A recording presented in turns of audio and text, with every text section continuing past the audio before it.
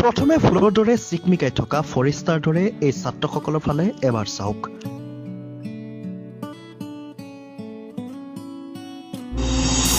চালে চাই থাকিবৰ মন যায়। কি সুন্দৰ মাছুম চেহেৰা। হোজাই জিলাৰ নীলবাগানৰ এখন ব্যতিক্ৰমিক ইছলামিক শিক্ষা অনুষ্ঠান, যিখন মাদ্ৰাছাৰ শিক্ষা ব্যৱস্থা সম্পূৰ্ণ আধুনিক ধৰণৰ।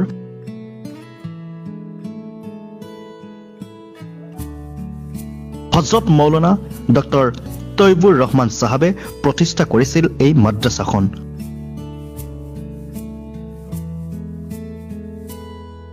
আজি ফুলে ফুলে জিলিকি উঠিছে মাদ্ৰাছাখন। বৰ্তমান মই উপস্থিত আছো নীলবাগানৰ এখন মাদ্ৰাছাত, আৰু যিসকল ছাত্ৰ আছে, ষ্টুডেণ্ট, ফৰিষ্টাৰ দৰে মুখ বা কাপোৰ, সেইখিনি আপোনালোকক মই প্ৰথমে দেখুৱাই ল'ব বিচাৰিছো। এখন মাদ্ৰাছা ড্ৰেছ কোড কেনেধৰণৰ হ'ব পাৰে আৰু তেওঁলোকৰ চেহেৰাবোৰ যেন একোজন ফৰিষ্টা হয়।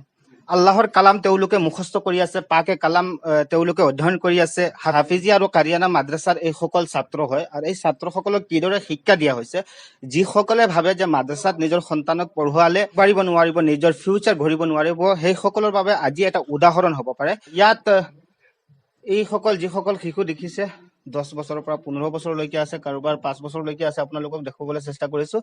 ইয়াত ইংলিছত কথা ক'ব পৰা কোনোবা আছে নাই? তোমাৰ নাম? Myself, Mohammed Ruhul Amin, and I am from Tonang Shipur, Hojai district, Assam. মাশাআল্লাহ। কোন ক্লাছত পঢ়ি আছা? I am reading in 9th standard. দেখিলে আপোনালোকে, যিসকলে ভাবে যে মাদ্ৰাছা শিক্ষা দিলে নিজৰ সন্তানক বৰবাদ কৰা হয়, তেওঁলোকৰ বাবে এই ছাত্ৰজন উদাহৰণ হিচাপে আপোনালোকে ল'ব পাৰে। ইয়াত কোনোবা ভাল কোনে তিলাৱত কৰিব পাৰিব? ভাল তিলাৱত, পাকে কালাম।